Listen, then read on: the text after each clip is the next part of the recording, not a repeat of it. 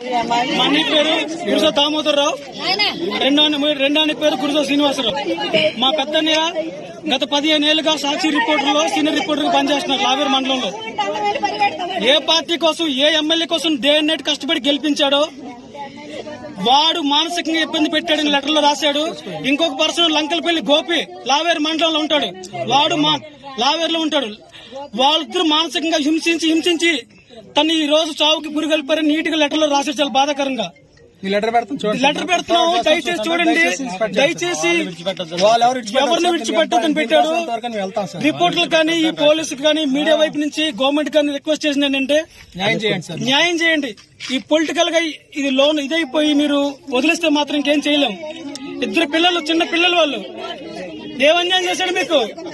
Day and night కష్టపడి మీకు గెలిపించాడు ఎమ్మెల్యేగా. దానికి ఇదా మీరు ఇచ్చే గిఫ్ట్? ఏ అన్యాయం చేశారు సార్ మీకు? పొలిటికల్ వద్దంటే మానసిక అవసరం చేసుకుంటాడు, అవసరం ఉంది. దానికోసం మనిషిని హింసిస్తారా? అంత అన్యాయం అండి ఇది. ఒక మనిషిని దారుణంగా హింసని చంపేస్తారా? ఏ అన్యాయం చేస్తారు సార్ మీకు?